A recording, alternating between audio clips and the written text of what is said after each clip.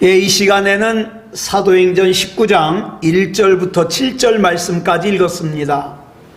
오늘은 사도행전 122번째 시간으로 부제목은 성령께서 임하시면입니다. 성령께서 임하시면. 오늘 본문에서 우리가 특별히 주목해야 될 말씀이 어디냐? 본문 2절을 보면 바울이 그 어떤 제자들에게 이렇게 질문을 하죠. 줄친 것만 시작. 너희가 믿을 때에 성령을 받았느냐? 이렇게 질문하는 걸로 시작하고 있습니다. 이전까지는 요한의 세례만 알고 있던 이 어떤 제자들은 주님의 십자가 죽음과 부활, 그리고 이 땅에 강림하신 주님의 영에 대해서, 성령에 대해서 전혀 모르고 있어요. 그래서 뭐라 그럽니까? 듣지도 못하였다. 알지 못하는 건 고사하고 듣지도 못했다. 이렇게 대답하죠. 그렇기 때문에 이 성령이, 주님의 영이신 성령이 그들에게 임하시기 전이었기 때문에 바울이 가만히 보니까 그들의 언행에 주님이 전혀 보이질 않는 거예요. 여러분, 예수님을 구주로 영접한 사람에게서는요, 언행이 달라요. 언행이. 바꿔 말하면 주님의 영이 임하여 주님을 주님으로 믿고 고백하는 사람의 언행을 통해서도 뭐예요? 반드시 주님이 드러나요. 주님의 겸손하심이 드러나고, 주님의 거룩하심이 드러나고, 주님의 신실하심이 드러나고, 주님의 사랑이 드러나야 돼요. 우리의 언행을 통해서 주님이 드러나 보이지 않는다? 그러면 어떻게 우리 영이신 주님을 주인으로 모신 제자라고 할 수 있어요? 내 언행을 통해서 드러나지 않는데. 그렇다면 대체 우리 삶을 통해서 어떻게 주님을 드러나게 할까? 주님의 영이 먼저 우리에게 임하셔가지고 우리로 하여금 알지도 못하던 주님을 믿게 해주셨으므로 우린 가만히 있어도, 여러분 정말이에요, 정말로 구원받은 사람은, 정말로 성령이 임한 사람은 가만히 있어도 그 삶을 통해서 어떻게 해요? 저절로 우리 주님이 드러나게 돼 있어요. 이건 연기한다고 되는 게 아니에요. 믿음 좋은 척 한다고 되는 게 아니에요. 믿음 좋은 척 하는 건 다 드러나게 돼 있어요. 하나님의 말씀을 보면 하나님의 명령들이 참 여러 가지가 나와요. 그렇지만 여러분 기억하세요. 우리는 이 하나님의 명령을 지킴으로 구원받는 게 아니에요. 하나님의 명령을 지키는 것은 구원과 상관이 없어요. 예? 이렇게 구원의 조건은 아니에요. 하나님의 명령을 지키는 거, 용서해라, 사랑해라, 뭐 해라, 용납해라, 이 명령을 지킨다 그래서 구원받고 안 지킨다 그래서 구원 못 받고 아니에요. 구원과 상관이 없어요. 그렇지만 하나님의 명령을 우리가 지켜야 하는 이유가 있어요. 그게 뭐냐? 우리 속에 우리가 예수님을 구주로 영접하고 성령께서, 예수님을 구주로 영접하고 예수님을 주라고 고백할 수 있는 건 어떤 사람만 할 수 있다 그랬죠? 성령이 임한 사람만 할 수 있다 그랬어요? 그러면 성령님의 임재 속에서 예수님을 구주로 영접한 사람은 그 주님의 능력을 의지해서 어떻게 해요? 하나님의 명령대로 살게 돼 있어요. 살게 돼 있어요. 그래서 여러분, 구원받은 저와 여러분은요, 성화, 즉 거룩하게 살아야 되는 의무가 있어요. 의무가. 그런데 믿음이 없는 사람, 믿음이 있는 척하는 사람은요, 구원에 대한 의무를 몰라요. 그냥 마음대로 살아요. 되는 대로 살아요.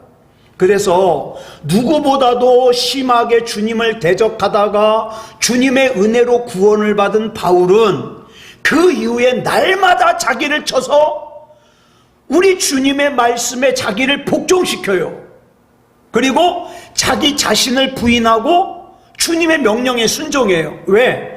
구원받고 나니까 내 육체대로 사는 것이 죄라는 걸 알게 됐거든요. 여러분, 내 몸이 살고 싶은 대로 살다 보면 죄져요. 그러니까 구원받은 사람은 어떻게 합니까? 날마다 나를 쳐서 하나님의 말씀에 복종시키는 거예요. 하나님께서 나에게 뭘 원하시는지, 나를 향하신 하나님의 뜻이 뭔지, 이걸 날마다 깨달으면서 나를 하나님 앞에 복종시킨다 이 말이에요.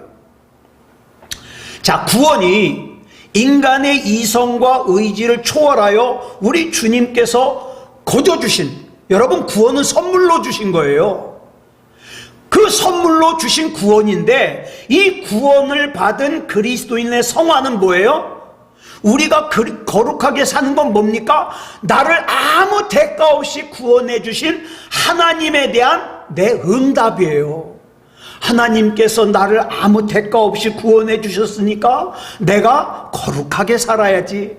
내가 말 한마디를 해도 거룩하게 해야지. 내가 생각 하나를 해도 거룩하게 생각을 해야지. 왜? 나는 하나님 거니까. 나는 거저 구원받았으니까. 그와 같이 변화된 그리스도인에 의해서 이 세상은 새로워져요. 그런데 교회 다니는 거 빼놓고는 세상 사람과 아무것도 다른 게 없어. 그럼 문제 아니겠어요? 네. 주님께서 그런 사람, 즉 진짜 구원받은 사람, 성령이 임재해서 진짜 예수님을 주라고 고백하는 사람의 그 사람을 통해서 하나님이 역사하시는 것은 당연하지 않겠습니까? 오늘날 우리 한국 교회가 자꾸 병들었다 얘기하는데 그게 왜 그러냐? 세상을 살리는 빛과 소금의 역할을 잘 감당 못해서 그래요. 다른 사람을 변화시키는 것은 고사하고 교회 자체가 자기 자신을 깨끗하게 정화하는 자정 능력을 갖다가 상실해버렸어요. 그리고 어디에 자꾸 마비되어 가냐? 싸구려 은혜, 싸구려 용서, 이거에 자꾸 무뎌져 가요. 그래서 많은 교회가 교인들로 하여금 죄사함을 한 번만 받으면, 예수님을 한 번만 구주로 영접하면 가만히 있어도 성화가 된다고 이렇게 착각을 하게끔 만들어요. 예? 그래가지고 사람들에게 어떻게 합니까? 자꾸 회개하라 그러면 설교 듣는 사람들 표정이 안 좋잖아요. 왜 자꾸 회개하라 그래 나보고? 그러니까 듣기 싫어하는 회개하라는 설교는 안 하고 뭐만 얘기해요? 예수 믿으면 형통해, 예수 믿으면 복받아, 예수 믿으면 부자가 돼, 예수 믿으면 건강해져, 예수 믿으면 자식들도 잘 돼, 이런 얘기만 하니까 많은 그리스도인들이, 많은 예수 믿는다는 사람들이 죄를 지면서도 회개를 안 해요. 이건 큰 문제예요. 예? 그러면서 자기를 그리스도인이래요. 자기가 구원받았대요. 여러분, 지금 많은 그런 자기가 그리스도인이라고 착각하는 사람들을 그냥 내버려 두면 지옥 갈 수밖에 없잖아요. 예? 그러면서 거기서 한술 더 떠서 회개는 하지도 않고 어떻게 해요? 하나님의 복을 받을 걸 기대를 해요. 말도 안 되는 얘기죠. 그것은 성경이 말하는 구원의 은혜가 아니에요. 성경이 말하는 구원의 은혜는 반드시 거룩하게 되는 성화의 삶을 수반해야 돼요. 그러니까 내가 지금 거룩함으로부터 많이 떨어져 나왔다. 여러분, 나를 쳐서 하나님 앞에 회개하고 나를 쳐서 하나님 앞에 부인해야 돼요. 그러지 않으면 구원받을 만한 믿음이 아닌 거죠. 여러분, 사람들 앞에서는 믿음이 좋은 척 할 수 있어요. 사람들이 보기에는 착한 척 할 수 있어요. 그러니까 사람들이 내 진면목을 알기 전까지는 좋은 척, 믿음이 좋은 척, 착한 척 할 수 있어요. 그러나 성경이 말하는 구원의 은혜는 반드시 주님의 영인 성령께서 함께 계셔야 돼요.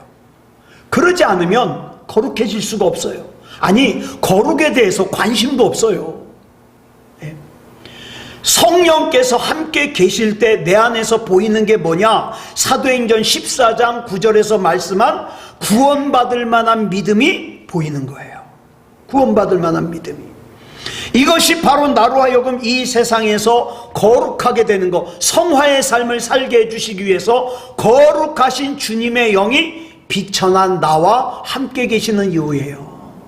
이창원 목사야, 너 그냥 내버려 두면 탐욕스럽지, 음란하지, 넌 절대로 거룩해지질 않아. 그러니까 자꾸 하나님의 말씀을 묵상해야 되고, 하나님의 뜻이 뭔지, 하나님께서 나에게 뭘 원하시는지를 자꾸 기도하면서 자꾸 나를 쳐서 거룩해져야 된다, 이렇게 알려주시는 거죠.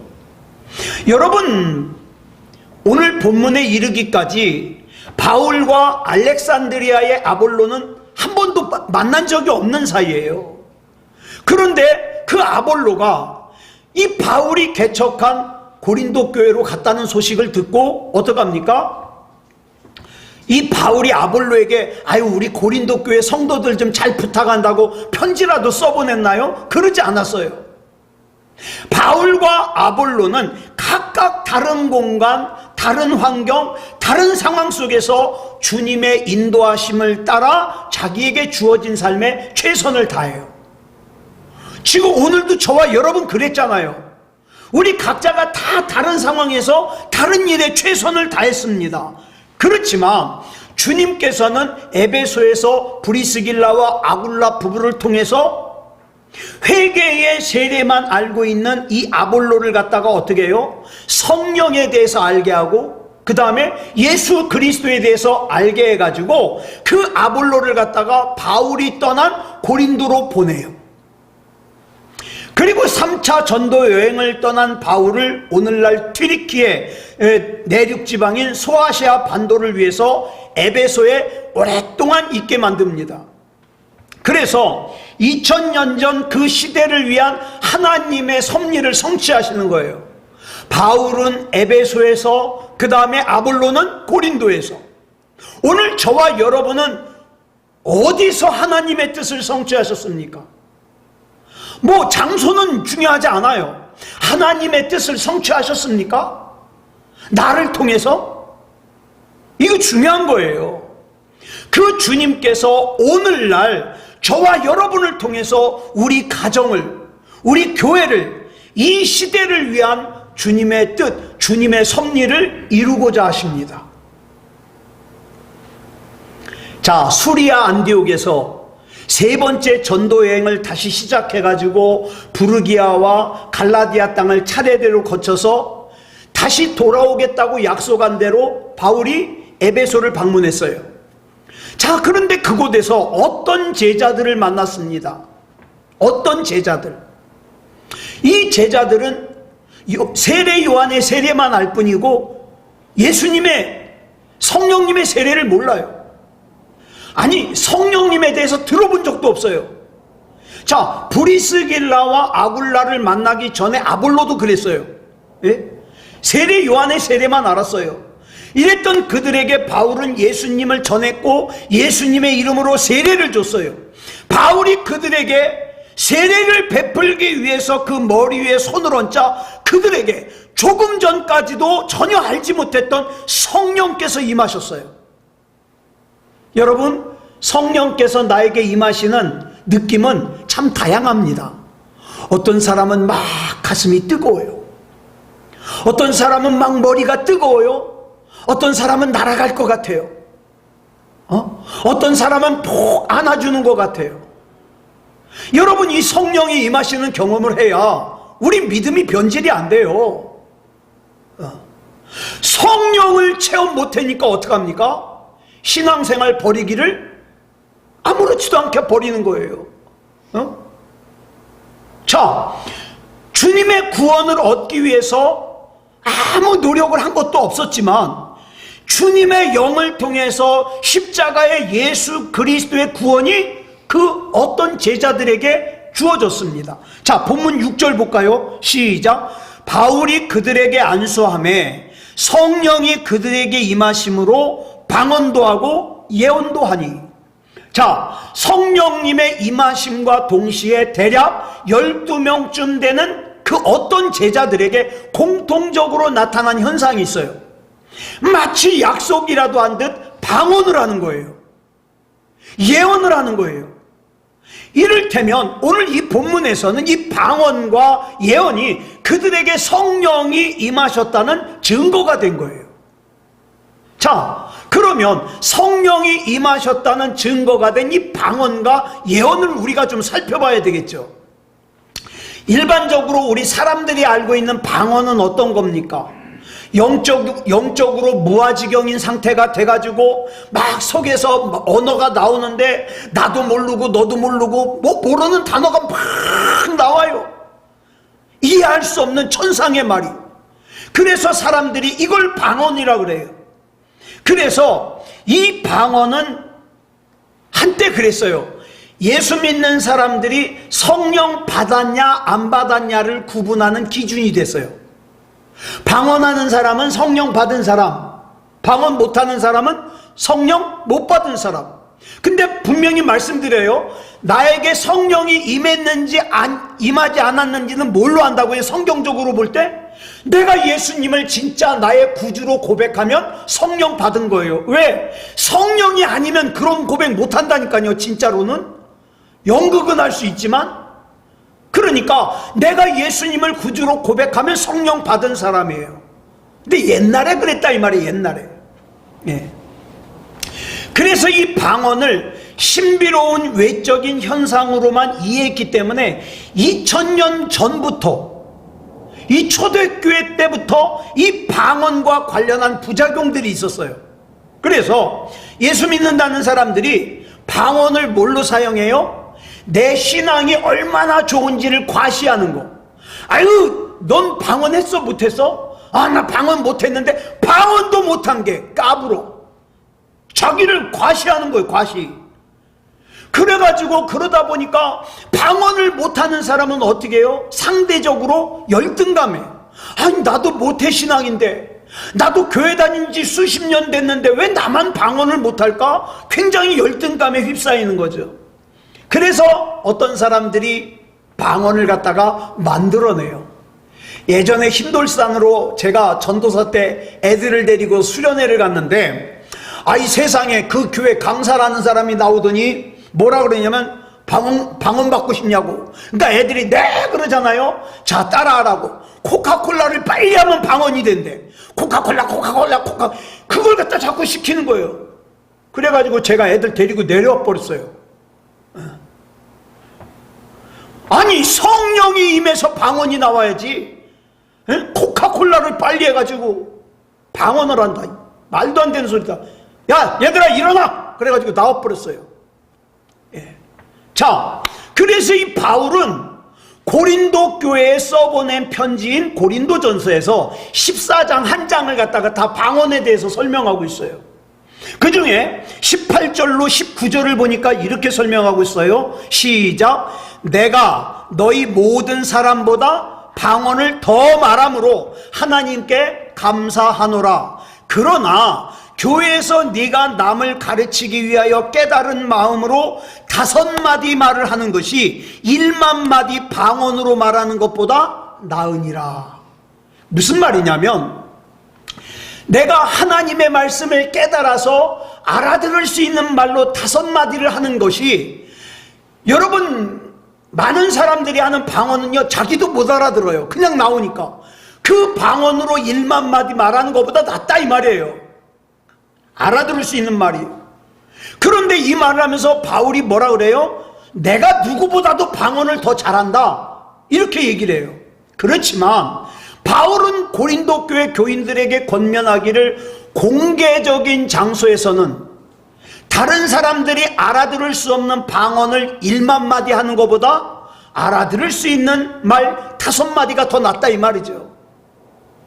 예전에 전도사 때 그 교회에 그 대표 기도를 하는데, 어떤 사람이 나와가지고 대표 기도 시간에 방언을 하네.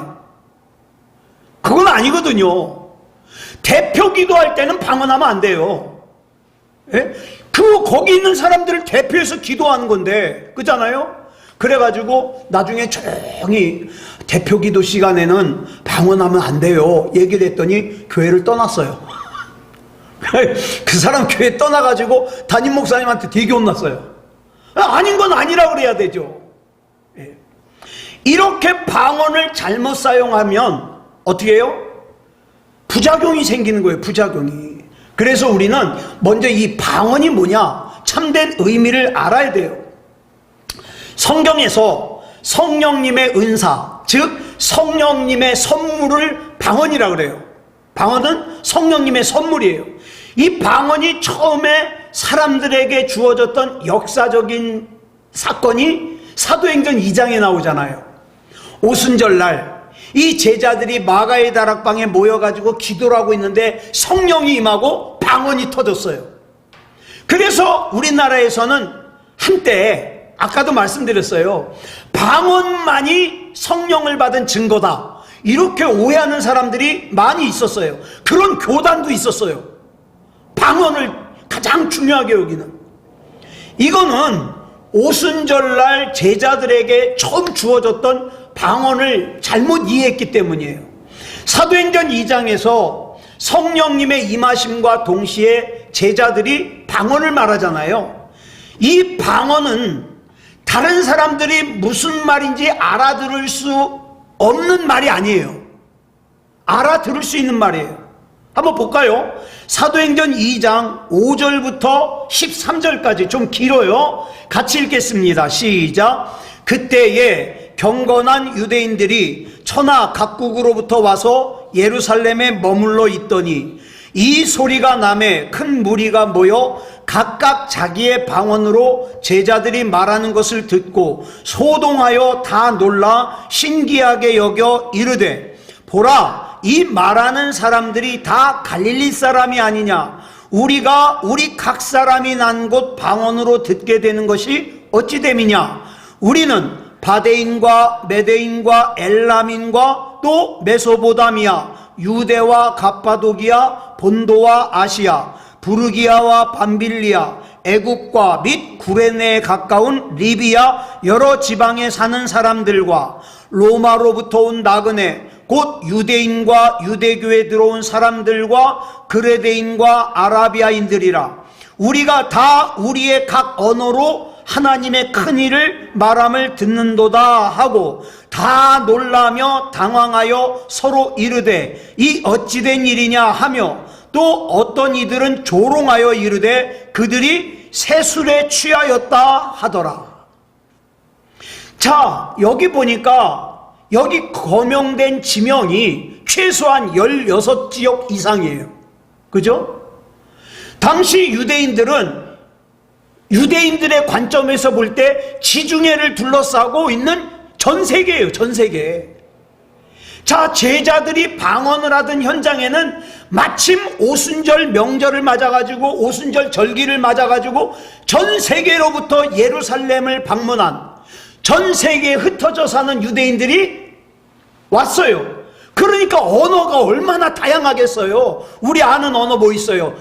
우리 한국어, 일본어, 중국어, 영어, 독일어, 프랑스어, 그죠? 인도어, 그다음에 스페인어, 얼마나 다양합니까, 언어가.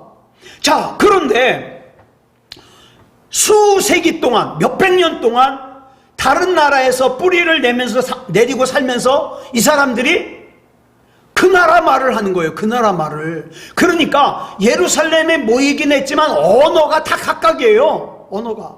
그런데 제자들이 방언을 하니까 세상에, 독일어를 하는 사람은 독일어로 알아듣고, 프랑스어를 하는 사람은 프랑스어로 알아듣고, 중국어를 하는 사람은 중국어로 알아들어요. 자기가 사용하는 언어로 알아들어요. 근데 보니까 제자들은 갈릴리 사람이에요. 갈릴리라는 곳은요, 뭘 대표하냐? 첫째, 가난하다.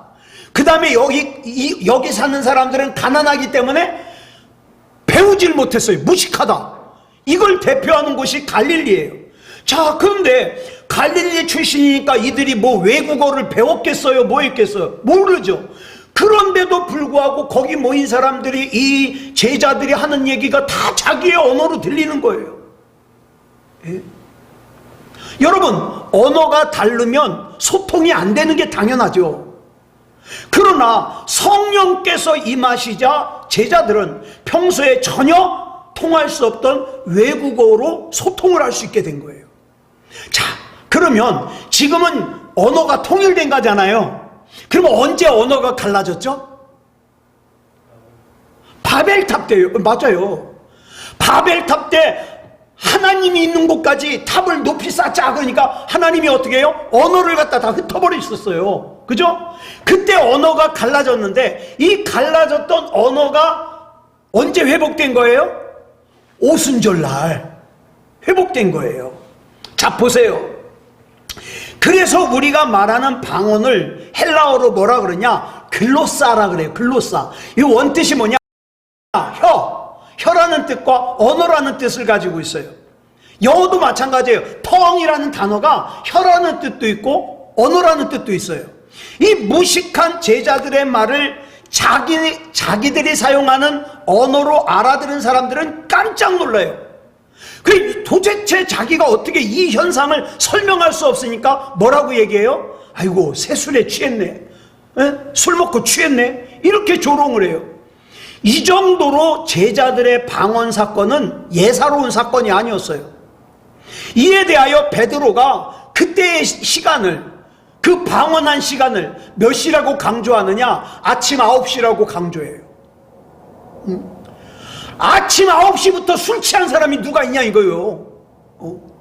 그러면서 그 방언은 성령께서 임하신 결과임을 입증하기 위해서 17절로 20절에서 선지자 요엘이 했던 예언을 인용해 가지고 이렇게 얘기를 합니다. 시작.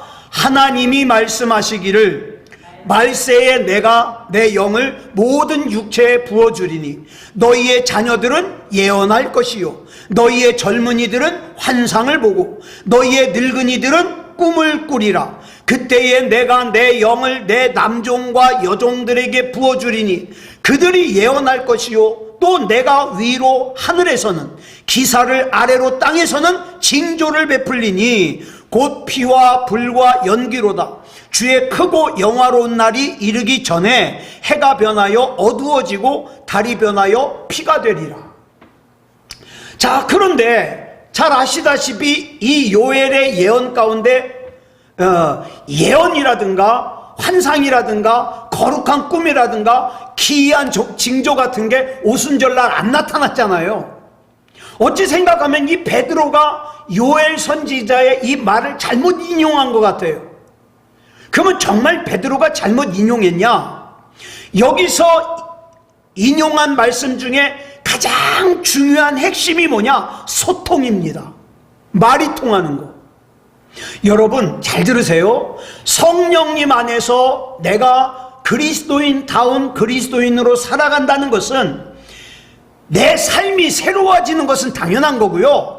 그 결과로 뭐 해야 돼요? 내가 다른 사람들과의 관계도 새로워져야 돼요. 다른 사람과 말이 소통이 돼야 돼요. 하나님과도 소통이 돼야 돼요. 에? 이것이 가능하기 위해서 다른 사람들과 소통이 되는 게 굉장히 중요한 거예요. 자, 이런 관점에서 서로 간의 소통이 불가능했던 사람과 소통을 가능하게 해주는 이 방언은 참 중요하죠. 그러므로 방언이 주님의 영이신 성령님께서 임재하신 유일한 증거는 아니지만 큰 증거 중에 하나일 수 있어요. 여러분 성령 받으셨습니까? 그러면 여러분 가족과 대화가 소통이 돼야 돼요. 여러분 타락하면 타락할수록 소통이 안 돼요. 숨기는 게 많아져요. 가족끼리도. 은혜 받은 증거가 뭐냐? 소통이 되는 거예요. 교회 안에서 교우들과도 소통이 되는 거예요. 짜증을 내지 말고 소통이 되는 거예요. 하나님과도 소통이 되는 거예요. 그러니까 자꾸 하나님과 얘기하고 싶고. 여러분 우리는 한국어를 모국어로 사용하고 있어요. 그죠? 한국어 잘 아시죠? 근데 여러분 왜 같은 한국어를 사용하는데 어떤 사람과는 말이 안 통할까요? 그죠? 딴 얘기하는 사람 있잖아요. 대화하다 보면 답답하게 소통이 안 되는 경우가 있어요. 심지어는 가족끼리도 마찬가지예요. 가족인데도 함께 살면서도 같은 언어를 사용하는데도 소통이 안 되는 가족이 있어요. 예. 소통이 안 되는 사람들이 있다고요. 같은 교회 다니면서도 소통이 도저히 되지 않는 사람 있잖아요. 이유가 뭘까? 가장 큰 이유는, 가장 중요한 이유는 마음이 달라요. 마음이 다르면 소통이 안 돼요. 아무리 같은 한국어를 사용해도 그 출발점, 나는 내 생각은 여기가 있어. 근데 이 사람 생각은 저기가 있어. 암만 대화해봐요. 대화가 되나?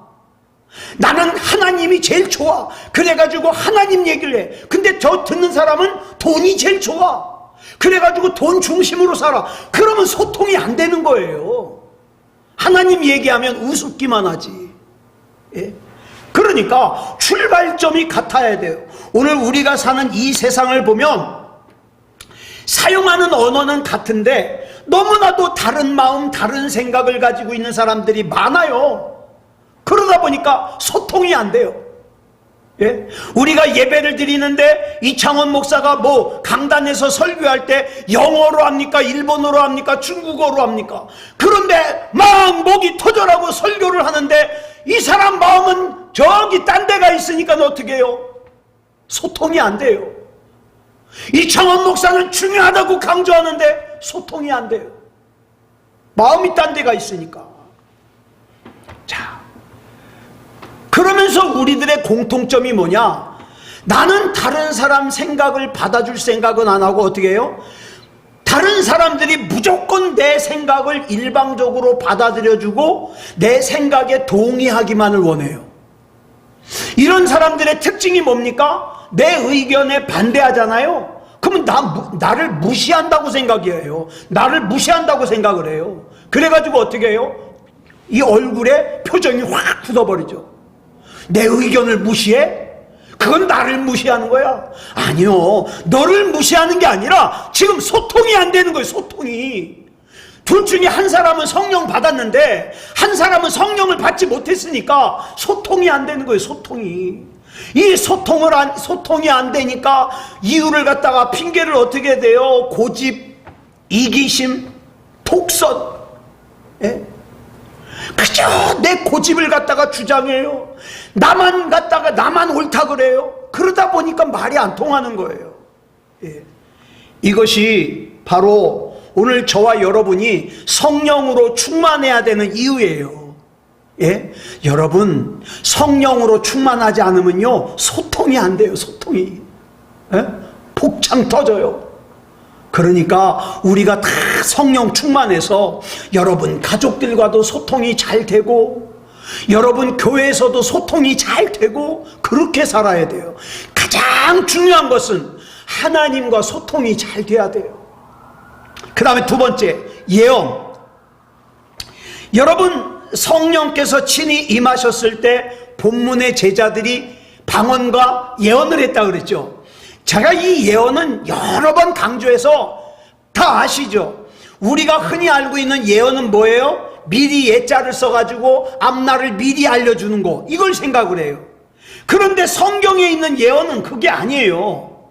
성경에서 예언하다라고 번역되어 있는 헬라어가 뭐냐? 프로페티오예요. 프로페티오. 이 프로페티오는 무슨 뜻이냐? 구약에서 히브리어 나바를 갖다가 헬라어로 번역한 거예요. 그럼 나바가 뭐냐? 이 나바라는 단어의 뜻이 뭐냐? 하나님의 말씀을 맡았다, 이런 뜻이에요. 그리고 이 하나님의 말씀을 맡은 사람을 누구라 그러냐? 나비. 우리 이 나비, 이 발음이 똑같아요. 이 나비라고 하는데 이 나비를 갖다가 성경에서는 뭐라고 번역을 하냐? 예언자라고 번역을 해요. 그러니까 예언자, 여러분 잘 들으세요. 성경에 나오는 예언자는 무슨 뜻이냐? 하나님의 말씀을 맡은 사람이란 뜻이에요. 자, 그래서 은행에서 우리 은행에 돈을 맡기는 걸 예금이라고 그러죠. 이 예자가 같은 예자예요. 예언과. 그래서 은행에서 다른 사람의 돈을 갖다가 책임지고 맡듯이 하나님의 말씀을 읽으면서 하나님의 말씀을 들으면서 그 하나님의 말씀을 맡아서 책임지는 사람을 뭐라 그래요? 예언자라 그래요. 예언자. 즉 성경에 등장하는 수많은 선지자들은 쪽집게처럼 미래의 일을 알아맞히는 점쟁이들이 아니라 하나님의 말씀을 맡아서 그 말씀을 근거로 과거와 현재와 미래의 일을 해석하면서 지금 현재 올바로 살 수 있도록 이끄는 사람들, 이런 사람들을 뭐라 그래요? 예언자라고 하는 거예요. 자, 그러면 오늘 본문의 제자들이 예언함으로써 만약에 미래의 일을 갖다가 다 맞춰요. 네? 막 점쟁이, 아주 신통방통한 점쟁이처럼 됐다. 그러면 그 삶의 결과가 좋아질까요? 나빠질까요? 나빠질 가능성이 커요. 네? 점쟁이처럼 미리 알면. 자, 그들이 성령님의 임재 속에서 하나님의 말씀을 맡고 그 다음에 자기가 맡은 그 하나님의 말씀을 전했다는 것은 그 말씀을 기준으로 시대와 세상을 분별하고 해석하면서 자신뿐만 아니라 다른 사람들도 바르게 살 수 있도록 도와주는 거예요. 그것이 그들에게 성령이 임하셨다는 증거예요. 그러니까 여러분, 우리 주변에서 성령 충만한 사람들의 특징이 뭔지 아세요? 자꾸 누군가에게 말씀을 주려고 그래요. 에? 드라마 얘기하는 게 아니라, 아유, 내가 지난번에 말씀 읽다가 이 말씀이 너무 좋아서 내가 자기한테 줄게, 보내줄게. 성령 충만한 사람이에요. 그러므로 우리에게 이미 임하여 계신 주님의 영이신 성령님의 조명 속에서 우리는 얼마든지 하나님의 말씀으로 과거를 해석할 수 있어요. 지금 현재 이것이 옳은 건지 나쁜 건지 분별할 수 있어요. 그 다음에 그 옳은 것과 나쁜 것을 근거로 해서 미래를 예측할 수 있어요. 당연하죠. 하나님 말씀대로 살면 구원받고 천국 가고 세상에서도 복받지만 지 멋대로 살면 엉망진창이 되는 건 당연한 거 아니에요? 예측할 수 있어요. 그래서 이걸 갖다가 분별하는 사람을 뭐라 그래요? 예언자라 그러는 거예요. 성경에 나오는. 자, 그렇다면 이창원 목사가 예언자일까요? 아닐까요? 예언자예요? 아니에요? 예언자라고 생각하세요? 그러면 제가 예언을 좀 하겠습니다. 이 사람들은요, 하나님보다 하나님이 주시는 걸 더 좋아해요. 그러면 안 돼요. 하나님을 더 좋아해야 돼요. 근데 많은 사람들이 하나님은 좋아하지 않고 하나님이 주시는 걸 좋아하면서 하나님을 내가 좋아하는 걸 받는 수단으로 사용하려고 그래요. 이런 사람들에게 주신 예언의 말씀이 있어요. 그게 어디냐? 여호수아서 23장 16절 말씀이거든요. 같이 볼까요? 시작. 만일 너희가 너희의 하나님 여호와께서 너희에게 명령하신 언약을 범하고 어기고, 그 뜻이죠. 가서 다른 신들을 섬겨 그들에게 절하면 여호와의 진노가 너희에게 미치리니 너희에게 주신 아름다운 땅에서 너희가 속히 멸망하리라 하니라. 하나님보다 더 좋아하는 거 가지면 멸망해요. 반면에 이 세상을 살면서 내가 신앙생활하는 것 때문에 불이익을 당할 때가 있어요, 없어요? 있어요. 자존심 상할 때가 있어요, 없어요? 있어요. 이런 사람들을 향한 예언의 말씀이 있어요. 시편 126편 5절로 6절 시작.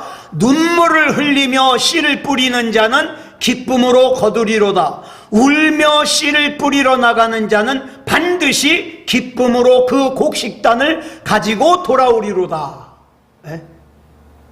또 매사에 주님의 말씀을 쫓아 살기 위해서 세상 사람들에게 모함을 당하고 박해를 당하는 사람들 있잖아요. 그럼 뭐 예를 들어서 우리 집 식구들 중에서 나 혼자 신앙생활 하는데 다른 식구들이 막 핍박을 해. 요즘엔 그런 예가 별로 없는데 제가 전도사일 때만 하더라도요, 막 아버지가 딸 교회 간다고 막 때려요. 그래가지고 막 얘가 밤중에 전화가 왔어요. 왜 그러냐 했더니 집에서 쫓겨났대. 예배 드리고 왔다고. 이런 애들이 있었어요. 이런 사람들에게 주시는 예언의 말씀이에요. 예레미야 1장 19절 시작. 그들이 너를 치나 너를 이기지 못하리니 이는 내가 너와 함께하여 너를 구원할 것임이니라. 여호와의 말이니라. 아멘. 그 다음에 또 한 가지. 세상에 내가 가진 것 없고 세상에서 내세울 것이 없는데 과연 이런 가진 것 없는 내 삶을 통해서도 과연 하나님이 일하실까? 하나님의 뜻이 성취되실까? 궁금한 사람들, 그런 사람들에게 예언으로 주신 말씀이 있어요. 이사야 14장 24절 시작. 만군의 여호와께서 맹세하여 이르시되 내가 생각한 것이 반드시 되며 내가 경영한 것을 반드시 이루리라. 아멘. 여러분, 이처럼 우리는 성령님의 조명 아래서 누구든지 하나님의 말씀을 맡은 예언자로서의 삶을 살 수 있어요. 아니, 반드시 살아야 돼요. 그래서 성경 읽자는 거예요. 한 절이라도.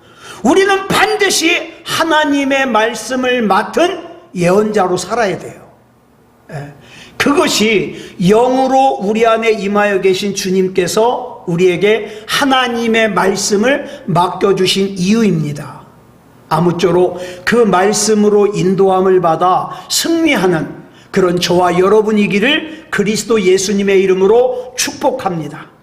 기도하겠습니다. 사랑의 아버지 하나님, 감사합니다. 하나님의 은혜 가운데 오늘 성령 받은 증거로 초대교회 때 나타났던 방언과 예언에 대해서 살폈습니다.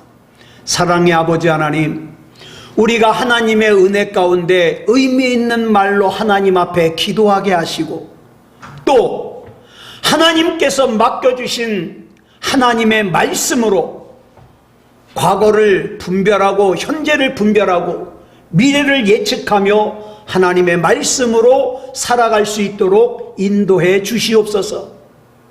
지금 당장의 편함 때문에 하나님께서 나에게 뭘 원하신다는 걸 알면서도 거부하지 말게 하시고 정말 하나님을 기쁘시게 하는 삶을 살고 우리의 삶이 늘 승리하는 그런 삶을 살게 하여 주시옵소서.